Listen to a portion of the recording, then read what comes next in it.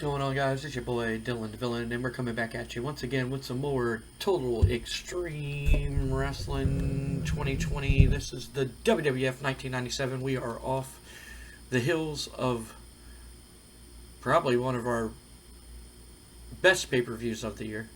We got 100, so I imagine so. But that seems to be a norm with our pay-per-views.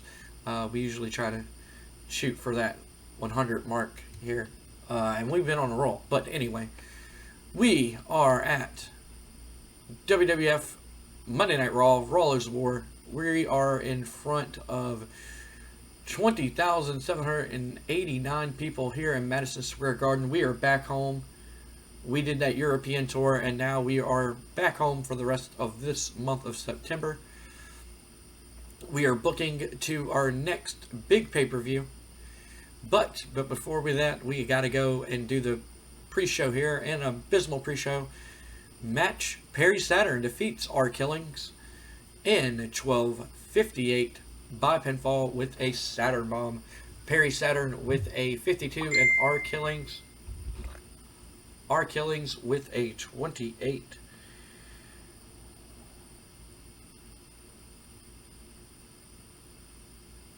Good stuff right there. Announcing color commentary gave the match a boost, and we move on to our next segment.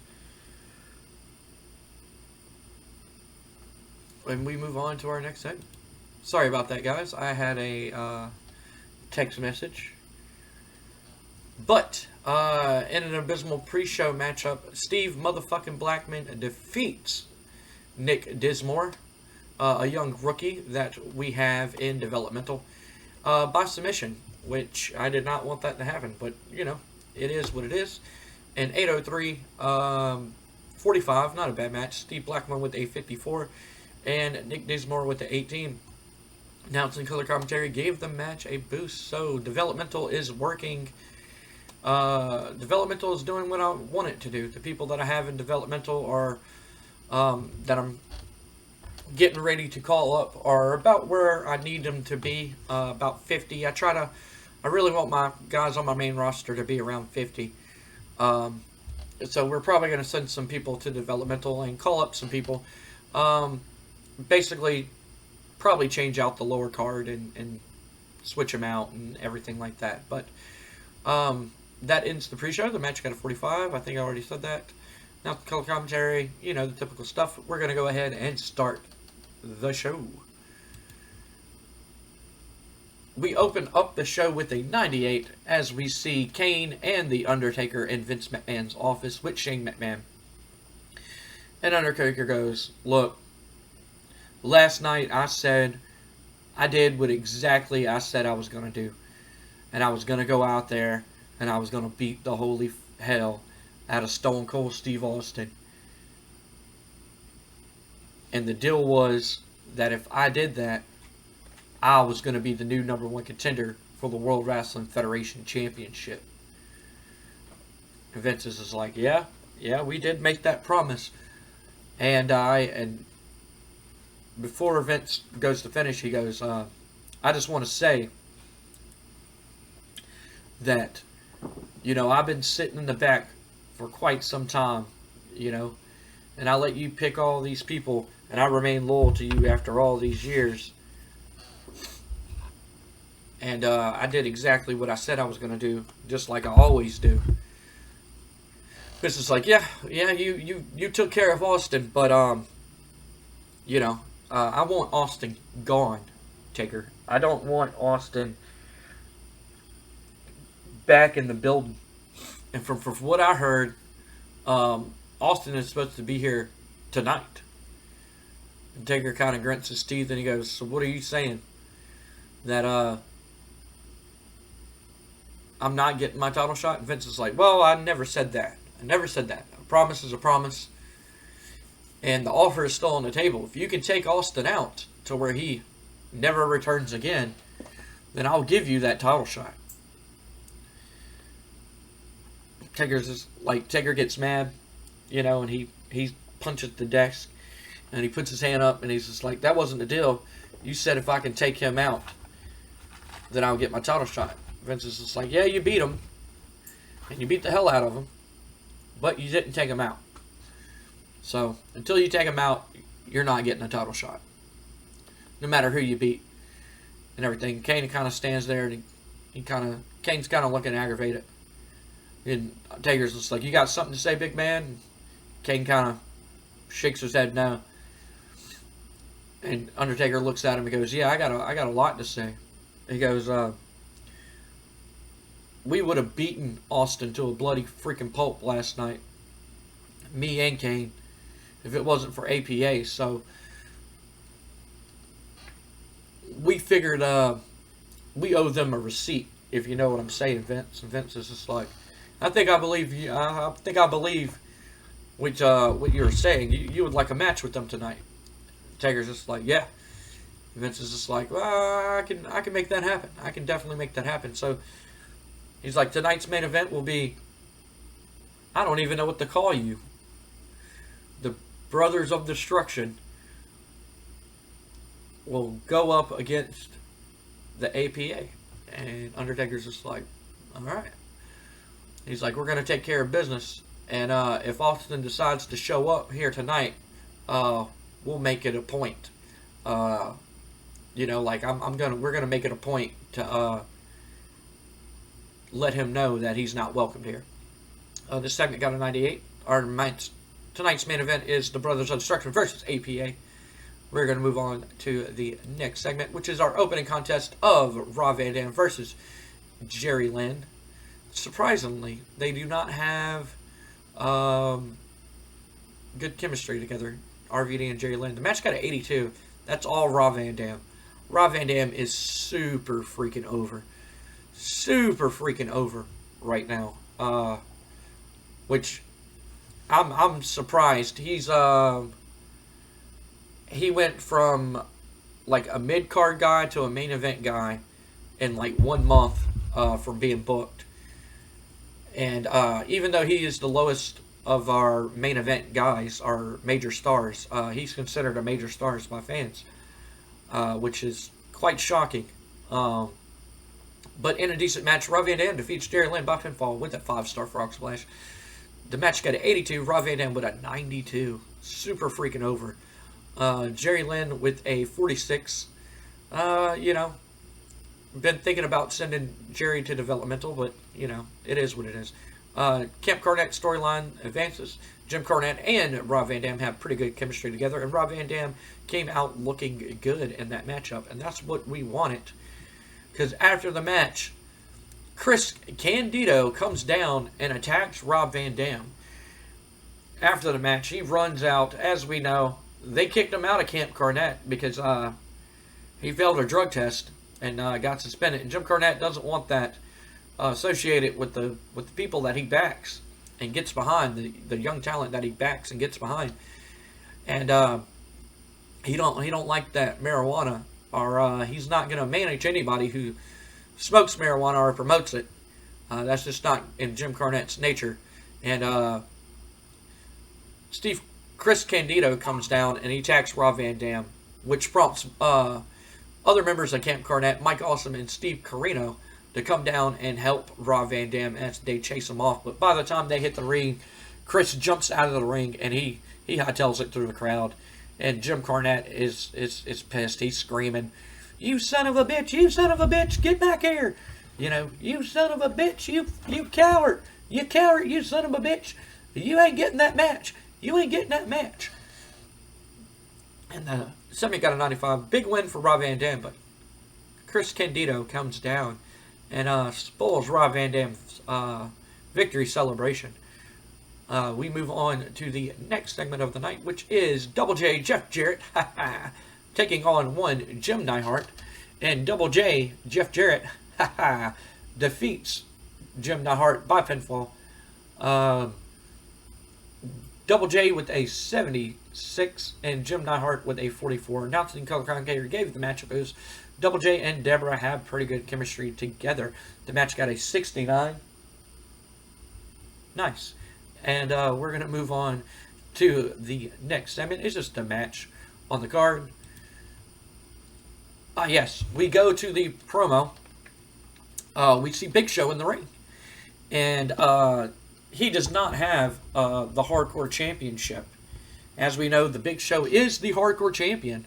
But at the pay-per-view, he after the match between Raven and Cactus Jack, he threw the Hardcore Championship down at Raven's feet. And Raven didn't celebrate it.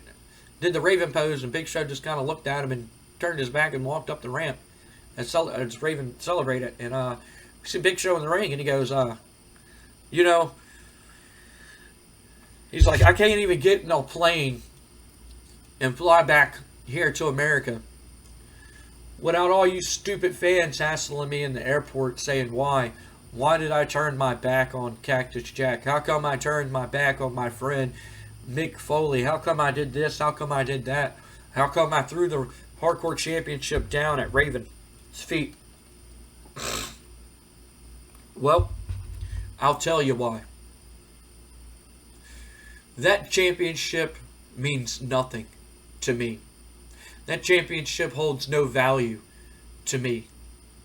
Being the Hardcore Champion is a slap in my face. I'm not here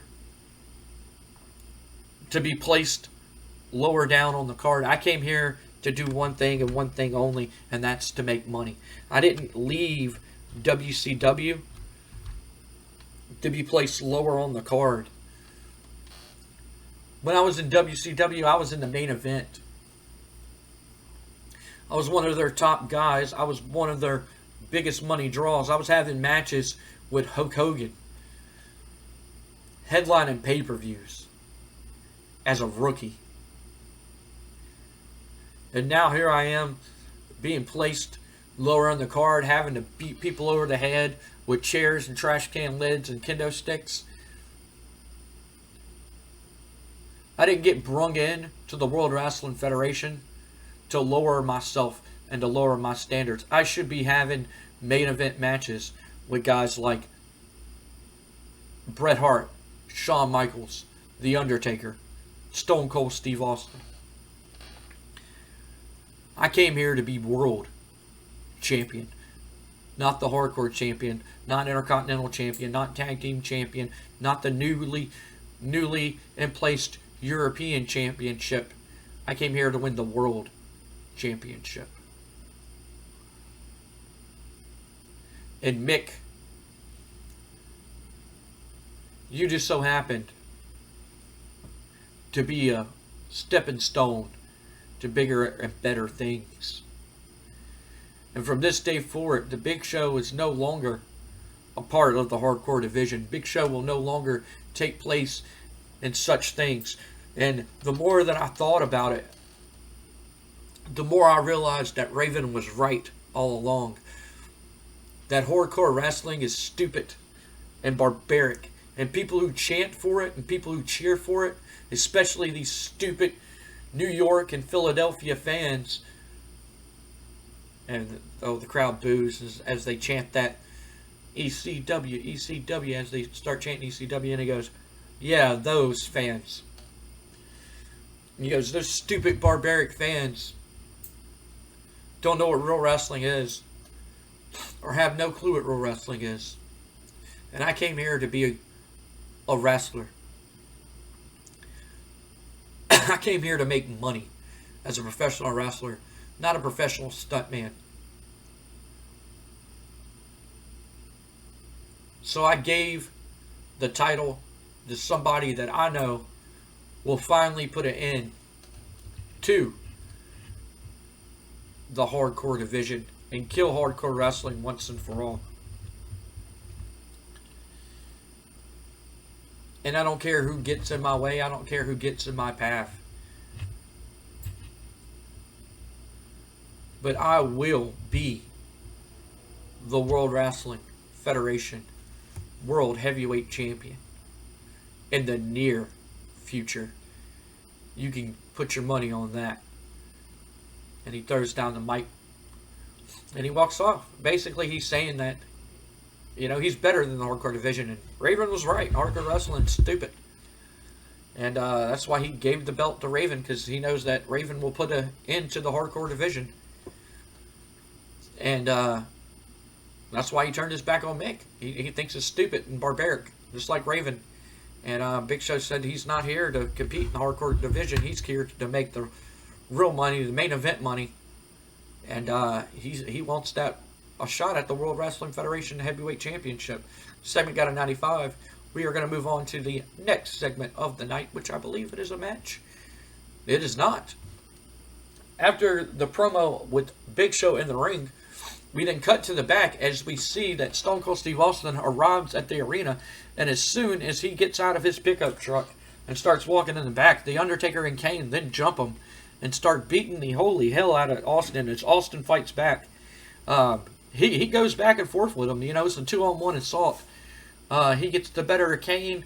He fights off Kane, and then Taker comes up, and then finally both men get the better of Steve Austin as they beat him down. And they take turns. Kane choke slams him through the catering table as Undertaker choke slams him on the concrete. They then fight their way back, backstage and everything. And Austin's just a bloody mess. And they just leave him in a pool of his own blood as security then runs up and pushes Undertaker and Kane off of him as they stand there. And they kind of look happy about what they did to Steve Austin. And Austin's just laying there in a pool of blood. His head's busted open. Blood's getting everywhere. It looks pretty gruesome and graphic. Typical Attitude Era beat down blood and stuff like that. And Undertaker then taps Kane, and he's just like, let's go. And then they just walk off as medical staff and security then check on Stone Cold Steve Austin here tonight.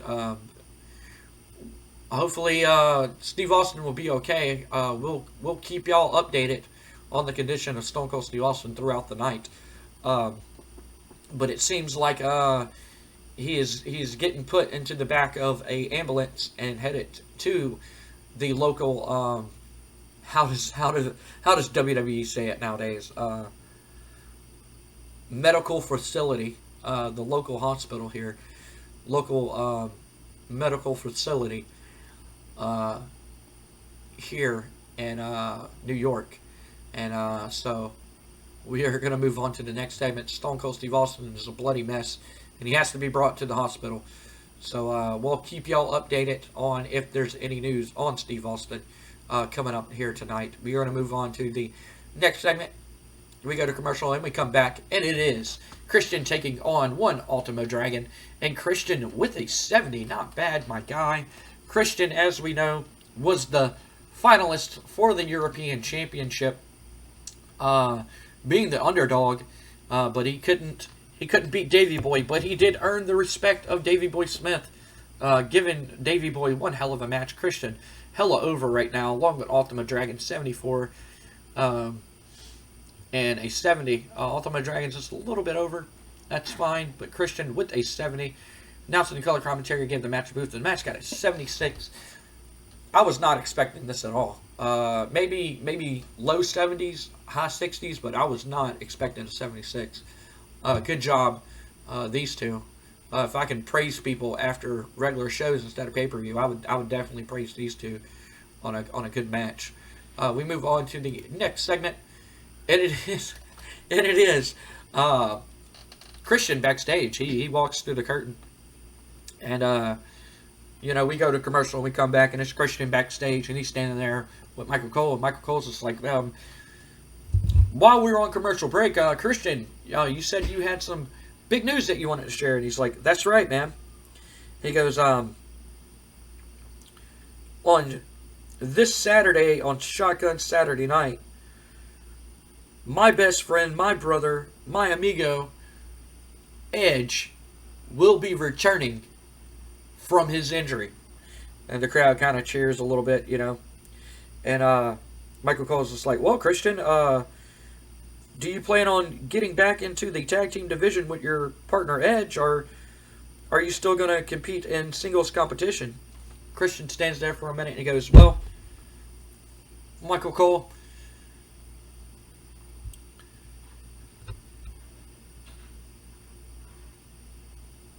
that's a hard question to answer. You see, while Edge was away, Vince McMahon gave me an opportunity to shine. And I'm very thankful that he did. You know, I mean, I was the finalist for the newly debuted European Championship, even though I'm a Canadian. But I take it with great honor, and especially from somebody that I grew up idolizing, like the British Bulldog, Davey Boy Smith, saying I had a good match and everything. But since I was a kid, and since Edge was a kid, we had one dream. And that was to be in the World Wrestling Federation and to become tag team champions. So I believe that once Edge comes back, we're going to claim our first championship together as a team. And then you hear Double J Jeff Jarrett, and he goes, ha, ha, ha, that's just typical. Typical. Listen here, Slapnuts. Get out of the way, Slapnuts. And he pushes Michael Cole out of the way. And he takes his microphone and he goes, that's just what I expect out of you. You're no good, and you can't compete in singles competition here in the World Wrestling Federation. So you're damn right. You need to go back to the tag team division where you belong with your little buddy who seems to be injury prone, and go try to claim that title, because we know the tag team champions ain't even a real team. What kind of name is Ass Dust anyway? It's stupid. And then Christian kind of stands there and he goes, but didn't you lose also in the European Championship tournament? Jeff Jarrett's like, look,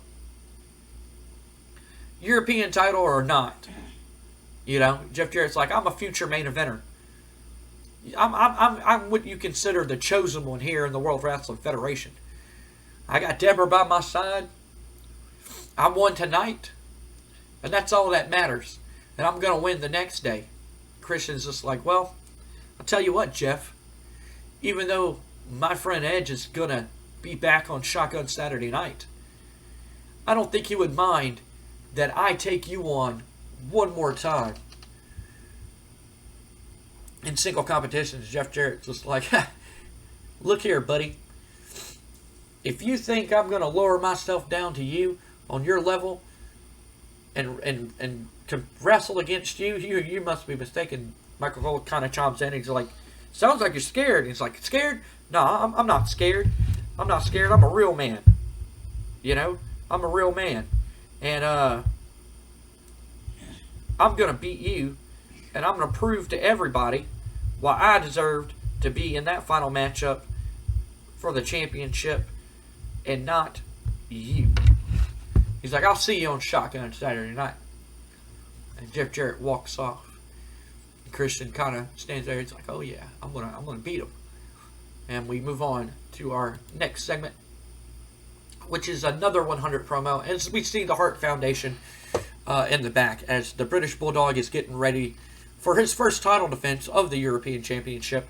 And he's standing there, and Brett's just like, he's watching replay footage of his match last night against Kurt Angle. And he's standing there, and he's just like, man, I am what I say I am. Check this out, Owen. And Owen's kind of like really not paying attention, you know. And excuse me. He hits Owen on the chest here. Let me get a sip of my drink here. My throat's kind of getting dry. I apologize.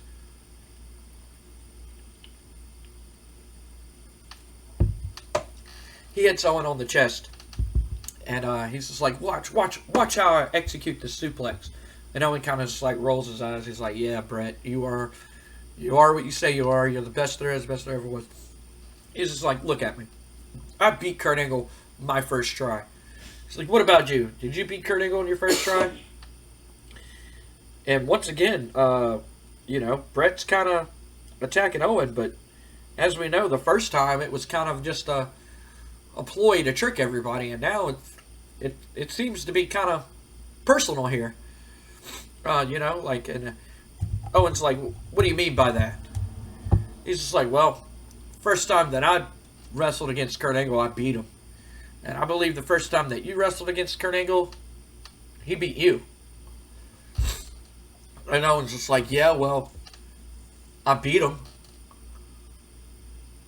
And Bret's like, yeah, that's not what I'm saying. I'm saying that I don't have to rematch him because I've already beat him. You know? And if he wants a rematch, I'm not going to give it to him because I already beat him. And Owen's just like, well, from what it sounds like, he gave you a run for your money. And you won't rematch him if he asks for it. Bret's just like, nah, I just don't handle people lower than my division. Plus, I got my eyes on my rematch for the World Wrestling Federation Championship. I already beat Kurt Angle. That proves that I deserve a rematch for my heavyweight title. No one's just like, well, you know, you claim to be the best heart, and I claim to be the king of hearts. So, I tell you what, Bret. He's like, why not next week we just have a friendly competition? Bret kind of looks at Owen. He's like, what? He's like, yeah, why don't we have ourselves just a match, an exhibition match, friendly competition to see who really is the better between us. And Davey Boy kind of goes, oh, I don't think that's a good idea. And Jim's kind of like, he's playing with his beard, and he's just like, I don't know about all that. And Bret's just like, I'll take you on. Yeah, I'll take that on. I'll take your challenge on. And Owen's just like, all right, I'll see you next week on Raw. And then Owen kind of just gets up and walks it out. And Bret's like, where are you going? And Owen's just like, I've seen enough of your match. He's like, I'm going to go and, I'm just going to go. And Owen walks out. Bret's just like, kind of like, what the hell? Like, what's his problem? And British Bulldog and Davey Boy, Jim Neidhart's kind of like, here we go again, Like Owen getting fed up and everything. So the segment got 100 advances. Bret Hart came out looking good. He does good on the microphone. Announcing color commentary. Bret Hart with that hot new catchphrase. We're going to move on to the next segment of the night, which is the title defense between Davey Boy Smith and Ken Shamrock. 93 and 88. The match got a 79. No storyline advance attached to it, so, And about that, it's superb wrestling and great heat. The British Bulldog, Davey Boy Smith, defeats Ken Shamrock by pinfall. Davey Boy makes defense number 1 of the WWF European title. Ken Shamrock doing some good stuff, man. He's starting to get a little push and everything like that. I'm going to be honest. I'm not the biggest Shamrock fan. Some people are. I'm just not the biggest fan of him. I didn't feel like in an era where everybody had charisma and was so charismatic, he was probably, he just came out and beat people up and beat the shit out of people. He had good matches, I ain't gonna lie, and he did have some good feuds, but I just wasn't the biggest fan of him as a kid. So, yeah. But he is doing good here, and we do need some more upper mid-card guys. In that range of upper mid-card guys, and Shamrock fits the bill perfectly. The segment got a 79. Good match between these two guys. Could have did better on the rating, but great ratings, in-ring performances from both these guys. So we're going to move on to the next segment. Yes, this is the segment that I've been waiting for. So we see The Rock, and as we know, The Rock has been on. He was handpicked by Vince McMahon to be the future of the World Wrestling Federation, and The Rock kind of started letting that get to his head as he's been dating Stephanie McMahon, and he's really not. After that, he's kind of gotten egotistical, and he's making movie deals with Hollywood and appearing in TV shows and all that. The Rock's just been a busy man. And he really hasn't been paying attention to Stephanie. And anytime Stephanie wants attention, The Rock's, not right now. I'm on the phone with Hollywood. You know, The Rock's trying to make a movie about a king that's a scorpion. You know, like the Rock's too busy right now talking to you. The Rock's trying to make movie appearances and do movie deals and video games and all this stuff. And so Stephanie kind of been getting, you know, a little upset about that. But Jericho, you know, Jericho being Jericho, he kind of been sliding his way into their relationship, and he's noticed that Stephanie's kind of been along and everything like that, and he's trying to take her out and give her attention and stuff like that. Stephanie's really doesn't like Jericho, but we see The Rock, and he's on his phone, and he's talking, and Jericho just walks up. And Rock doesn't even notice. You know, The Rock has his back turned to Stephanie, and he's not paying attention to her. And Jericho's just like, look, I know you don't want to go out with me, and I know you let me take you out, and everything. And Stephanie's like, you know, well, when you did take me out last time, I did have a nice time, Chris, and, you know, it was nice and everything like that, and I really enjoyed myself. And I don't think The Rock, you know, I don't think The Rock really has time to take me out to dinner tonight. So, if you would like to, then, you know, we can definitely go out to eat. Jericho's just like, yeah, you know, I know this place. You know, like I know this place, and everything like that.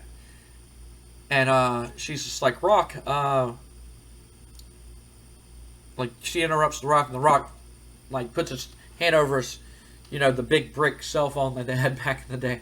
And he puts his hand over the thing, and he's like, The Rock's busy, can't you see? And he sees Jericho, and he's like, what the hell do you want?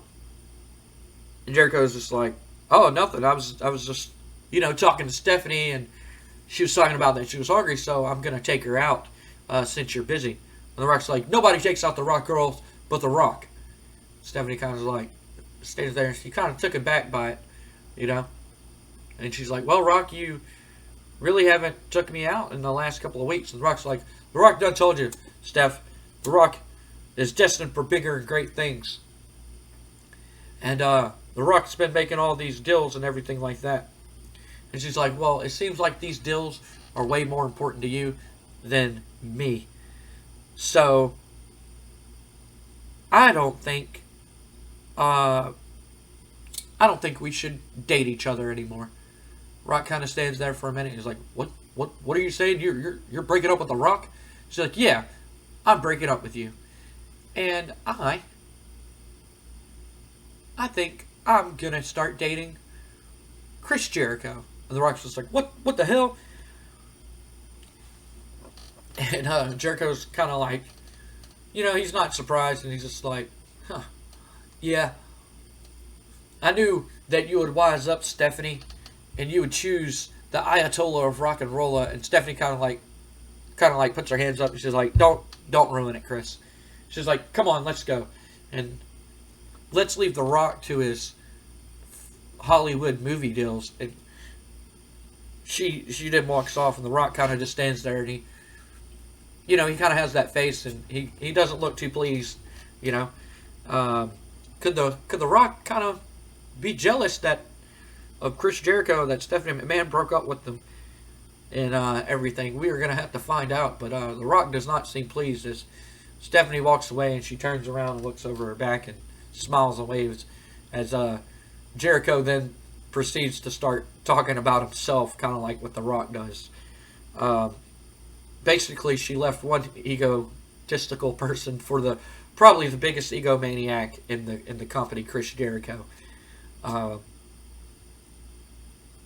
which we all know what Stephanie's trying to do here, and yeah, and it seems to be working. So we are going to have to see where this advances, as Stephanie then leaves with Chris Jericho as they go out to have a good time and enjoy the night. We move on to the next segment, which is our main event of the night, which I already knew that Bradshaw 82, not bad little main event. Kane with a 95, Undertaker with a 97, Farouk with 81, and Bradshaw with a 62. That's about where I need Bradshaw to be. They have the specialist bonus, and Kane benefited from everybody loves Kane. The Brothers of Destruction defeat APA when Undertaker pinned Bradshaw after a double choke slam with him and Kane. Bradshaw was the weak link, struggling to keep up with everybody else's in-ring performance, which we knew that. We already knew that. But a 62, not bad. Hell's Fury storyline advances, got an 82. We move on to the next segment of the night. Kane debuted a new comeback spot that got the crowd buzzing. Jerry Jarrett here. His psychology will be helped by being able to use it as a go-to spot in the future. Kane boosted his psychology. This said, in our segment after this, got a 95. Kane and Undertaker beat the holy fuck out of APA after the match. They get chairs, they beat them up.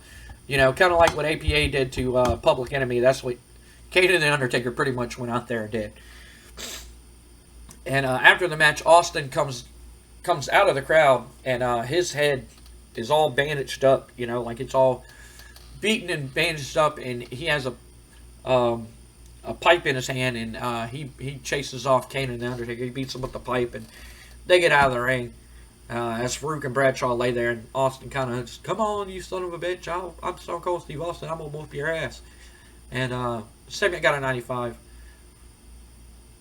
And Stone Cold Steve Austin then celebrates in the ring. And as he's going up the ramp, we then hear Triple H's music. And Triple H then walks down to the ring.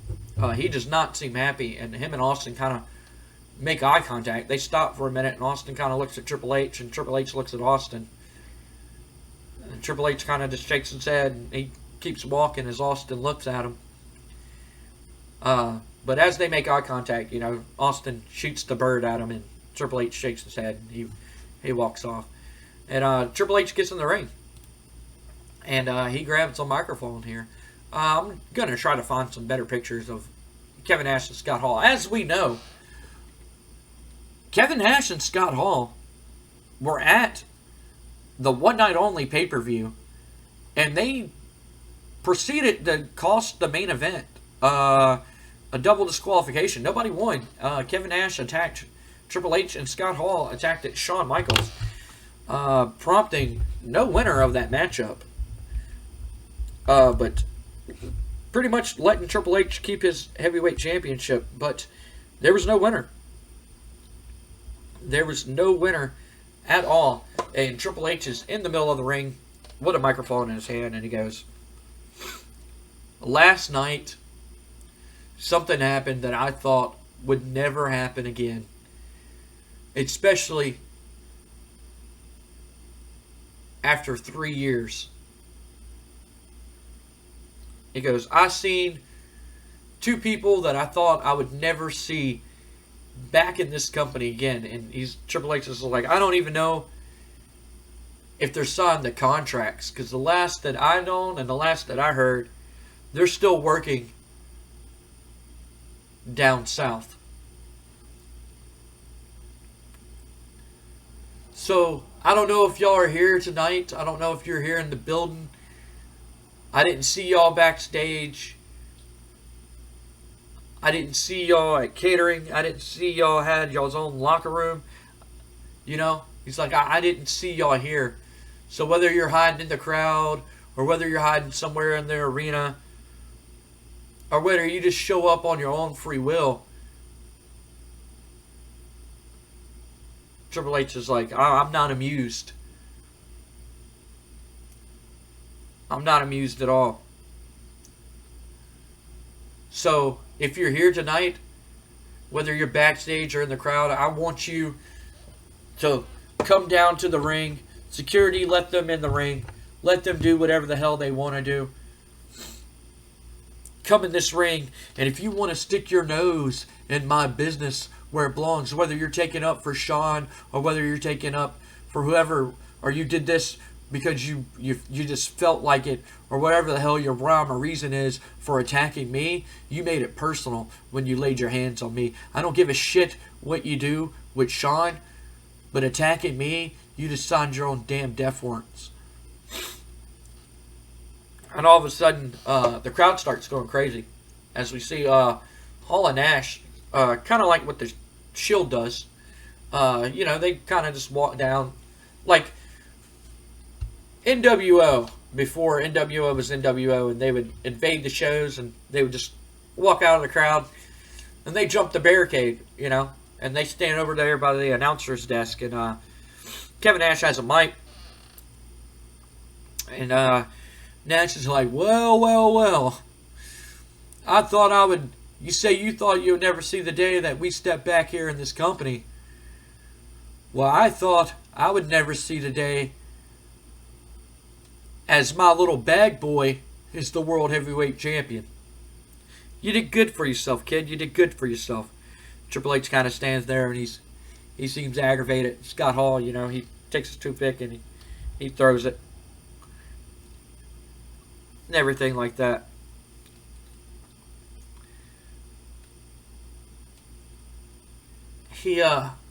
Kevin Nash goes, I know that there's a lot of questions that you want to be answered, Hunter. And I'm here to answer your little questions. You see, me and Scott, we were down, we were sitting there with Uncle Eric and Mr. Turner.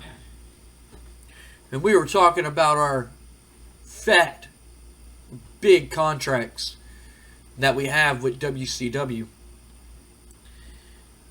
And we were talking about what would be best for WCW. What will be the best thing for WCW.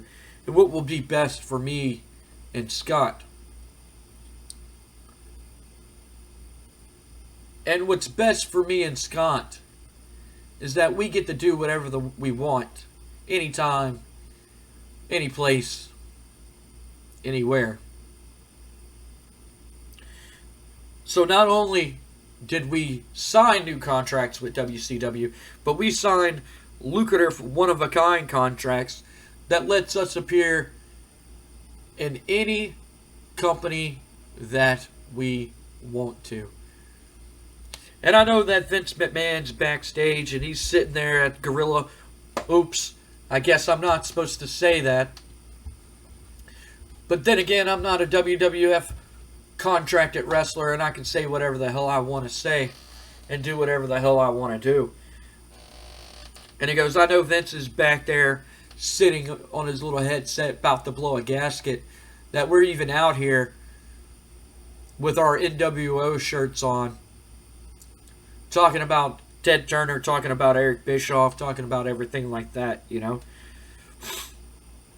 He's like, but you want to know why we're here, huh?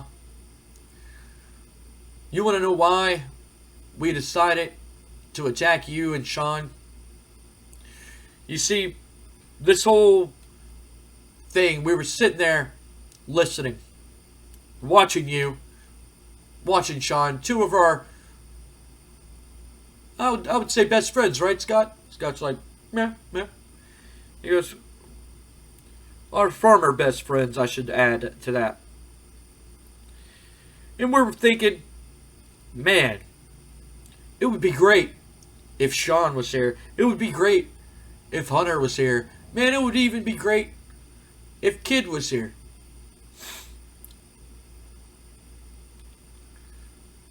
Shawn could have joined us. Shawn could have joined us, and Shawn could have been making more money than ever. You and I both, Hunter, you and I both know how much Shawn makes. Shawn knows how much he makes. Shawn could be making triple that working for WCW. But he refused. He refused to leave because he wanted to stay loyal to Vince McMahon. Because Vince promised him to give him that World Wrestling Federation World Heavyweight Championship and to make this company about Shawn Michaels. But We seen what happened there, didn't we? And Hunter, you could have also came, joined us, made money, probably have a pretty high position over there in WCW. But you also refused to leave, and you were punished for quite some time. You had to put up with being buried. You had to lay down for the Ultimate Warrior, who's a joke of a wrestler, and you're buried for years. But I have to say, man, you looks like you're doing well for yourself. But we're here because we're here, and we're here to put an end to the World Wrestling Federation. We already took over WCW. Me, Hogan, Hall, with the NWO, we already took over WCW. We have WCW right where we want it. We have WCW right by the balls. We have WCW belongs to us. I can walk in there in Ted Turner's office, pull down my pants and take a shit on his desk, and he will just smile right at me and ask me to drop another load on his desk. Because that's how much money we're bringing over there to Mr. Turner. But now that we're back here in the World Wrestling Federation and we can show up anywhere that we want to, we're looking out for ourselves. We're looking out for our own Wolfpack. You see, y'all want to call yourself Rawless War. Y'all want a war. Well, like Scott once said, you got it. We're here because we're letting you know right now, Hunter, that your loyalty to Vince McMahon is going to be tested.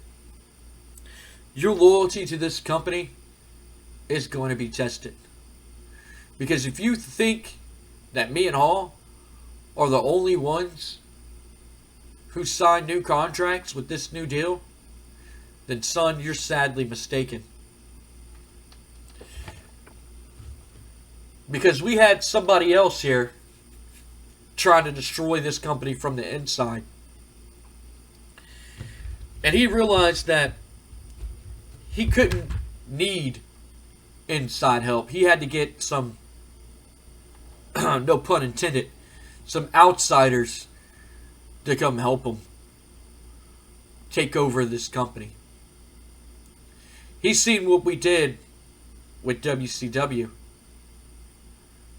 And he blames us. He said he blames us and everything like that. But an enemy of my enemy is now my friend, right? So I'm proud to announce that we're not alone. And I'm pretty sure you know who I'm talking about, Hunter. And I know Shawn's back there in the back.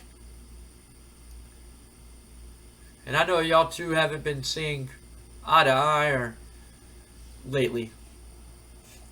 But I know that deep down inside, when it comes to the loyalty of the World Wrestling Federation, y'all two will stand there and suckle on Vince McMahon's ball sack anytime he whoops it out. Y'all are first in line to lick on him, the suck from the mama's titty. And it makes me sick. So we're here to put an end to it. We're here to stop. And y'all wanted a war, y'all got a war. So I want each and every person in the WWF locker room to count y'all's days. To take the time to count your days, because the war's coming. And before you know it, the WWF will be no more. And our friend and our brother, He's getting ready, and he's recruiting more people. And when we have enough, the invasion is going to begin. So enjoy your time in the spotlight, Hunter. Because once we take over this company, you'll be right back down to carrying my bags once again. Segment got a 100. They all came out looking good. We're going to go ahead and finish the show. Show got a 91. Increased our popularity in 16 regions. And we need a better TV deal in Canada. That's honestly what we need. We're going to go ahead and finish this show. This has kind of been a long show, hasn't it? Wow, that's been an hour episode. Golly. We got storytelling. Fans amazed by Kane. Last night, WCW. Ric Flair stole the show.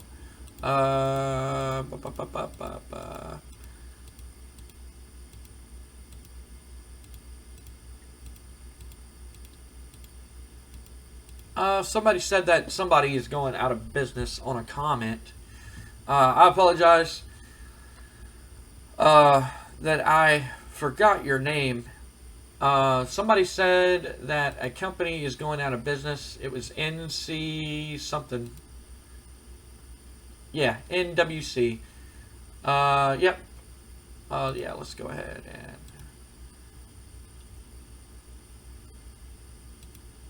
Okay, cool.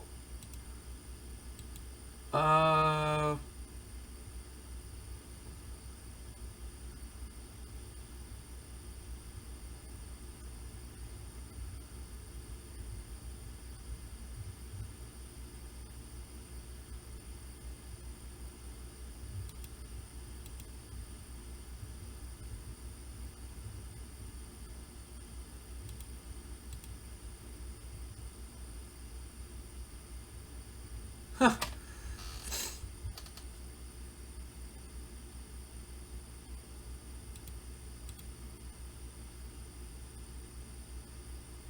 Yeah, we'll just,